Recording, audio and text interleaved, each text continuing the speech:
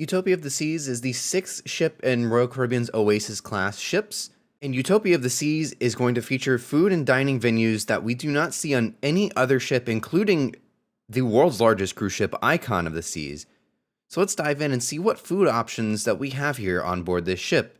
What's going on, everybody? My name is Brandon. If you like cruise news, cruise vlogs, and ship tours, make sure you hit that subscribe button down below and hit the notification bell to be notified every time we upload a new video, as we will also be sailing on Utopia of the Seas just shortly after she debuts in July of 2022, so in less than 1 month of me recording this. So very, very exciting. The ship may already even be out by the time you're watching this, so who knows?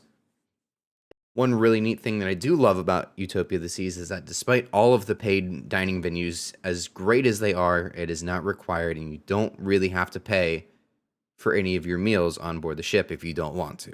But jumping right in, we're going to start with a brand new Utopia exclusive, a dining venue that we're not even going to see on Icon of the Seas that came out just a few months ago. We have the Royal Railway, which is a brand new venue, which is a railway train car style dining experience, which looks absolutely incredible, as you can see in some of the photos here.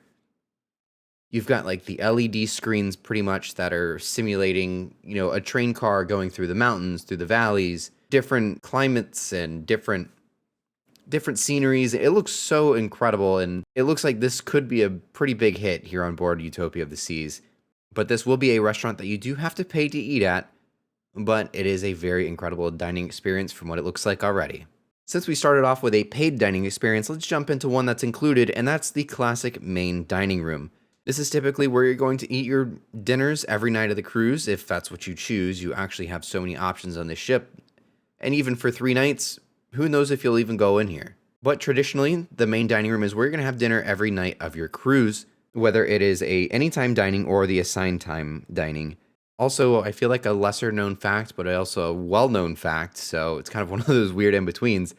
But it is available for breakfast, so you can go in for breakfast if you don't want to go into the Windjammer for breakfast every morning. You don't want buffet food. You don't want to deal with all the crowds up there.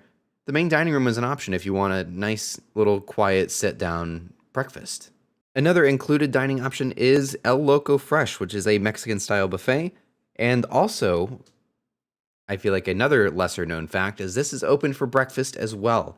When I sailed on Wonder of the Seas back in 2023, and even on Allure recently, El Loco Fresh did have breakfast, even on the Allure, and the entire week on Wonder of the Seas, there was very few people up in El Loco Fresh for breakfast. So it's mostly like an omelet station, has a lot of egg options, sausage, bacon, hash browns, eggs, omelets, like I mentioned. They even have made-to-order omelets, which was kind of nice. They even give you a little pager. They'll take what you want, put all the toppings in there for you, and then it'll just buzz you whenever it's ready. So really neat. Definitely check that out. I highly recommend it if that's a type of breakfast that you like. A venue that's coming over from Icon that we currently only see on Icon right now is Izumi and the Park, which is basically like a to-go window for Izumi, the hibachi restaurant, which we'll get to in just a minute. But one really neat thing is that there's even ice cream here, which is kind of cool. This is a la carte, so you do have to pay for each item, but they have things like ice cream, karaage chicken, which is kind of just like a Japanese version of fried chicken. It's kind of hard to explain, but it's very, very good, by the way. I tried it on Icon, 10 out of 10, would recommend. I think it was like $6 or $7. Things like sushi as well, so definitely check it out. Very, very good stuff at Izumi at the Park. We'll get to a really neat change from Utopia, from Wonder of the Seas, here in just a minute with some of the next restaurants we're going to mention here. Of course, we have the Izumi Hibachi. A cool thing about the new location is that the Izumi Hibachi restaurant, of course, on all the other Oasis class ships are usually on deck 4 all the way forward, but here on Utopia of the Seas, we've got a brand new location for Izumi, which is on Central Park, and it's going to be taking place of Giovanni's Italian Kitchen. But don't worry at all, because Giovanni's is returning. It has got a brand new location as well, taking the place of Wonderland. But Wonderland is in fact not coming back on Utopia of the Seas, so unfortunate for anybody who does like Wonderland. I personally have never tried it myself, despite all the Oasis class ships that I've been on. But nonetheless, it is not making a return. But Giovanni's will be taking the place of Wonderland, which it'll now have a brand new 2-story layout, which is very neat. And a first for an exclusive compared to all the other Oasis class ships, a Utopia exclusive is the Geo Terraza, which is basically an outdoor seating area. We don't have that outdoor seating area on any of the Wonderland Oasis class ships or that have that restaurant. This is a exclusive. It's a nice, brand new open area that overlooks the boardwalk, which is really, really cool. So you're only going to see that type of restaurant offering that overlooks outdoors onto the boardwalk. You're only going to see it here on Utopia. A brand new bar that we're going to see on board here on Utopia of the Seas is the Pesky Parrot. This is actually going to take place of the current Bionic bar, which made its debut back on the Quantum, made its way all the way through all of the other Oasis class ships, but has now been removed in place for the Pesky Parrot, which is a Caribbean themed bar. And of course, this is not included. Of course, you're not going to, unless you have the drink package, your alcohol is not going to be included, so it kind of makes sense that a bar is not going to be included in your cruise fare. Another one returning is a paid restaurant. We have Hooked Seafood, which is a New England-style seafood restaurant. Hear pretty good things about it. I'm not the biggest seafood fan myself, but nonetheless, I hear very good things about Hooked, so definitely try that out if that's your thing. Well, what is my thing is Chops Grill. Chops Grill is the signature steakhouse on board Royal Caribbean ships. Absolutely fantastic. I always love going to get myself a filet mignon. So definitely check that out if you're looking for a nice steakhouse dinner on board Utopia of the Seas. And now we have another brand new offering, but this one is actually included in your cruise fare. It is the Spare Tire, which is a food truck design exclusive to Utopia. Of course, we don't even see that on Icon, which just came out, like I mentioned earlier. But this will be out on the pool deck, which will offer things like pulled pork sandwiches, burgers, and even desserts, which seems really, really neat. This is something I'm looking forward to the most on my upcoming cruise on hers. So definitely looking forward to trying that out because it looks very, very good. Skipping to a returning classic is Sorrento's Pizza, one of my personal favorites. I feel like Royal Caribbean probably has some of the best pizza in the entire cruise industry, although I hear some pretty good things about MSC's pizza, so who knows? But Sorrento's always a good one, always one of my favorites. If you're looking for a very upscale dining experience, you're going to be looking at 150 Central Park. And of course, this is a paid to eat and is also quite expensive. Now we're going to skip over to your traditional Windjammer Buffet, a classic. Everybody probably goes here at least once, which is weird. My 7-night cruise on Wonder of the Seas, I only had this for lunch the day I got on, just because there's so many food offerings on these ships. I find myself on some of these bigger ships, I actually don't go to the Windjammer as often as I would on something like the Freedom class ships. So it is an option, of course, and it is very heavily inspired by the Icon of the Seas and that Icon project, as it has an all-new layout compared to the other Oasis class ships. Wonder and Utopia have a Windjammer that kind of circles around the top and borders the boardwalk, whereas, of course, this little part here that you see me zooming in on, that's kind of where the buffet is on things like Oasis, Allure, Harmony, and Symphony, which is completely different layout than what we see on these two new ones, the Wonder and Utopia. Speaking of Wonder of the Seas, we have the Mason Jar, which made its debut on Wonder, and it's exclusive to the Wonder and now making its way to Utopia. It's a southern brunch and dinner type restaurant with things like chicken and waffles. I didn't try that on Wonder, but it sounds very, very good, so hopefully I might grab this while I'm on board. Coastal Kitchen is a suites only, so technically it's included, but it is not included because you got to pay for the suite.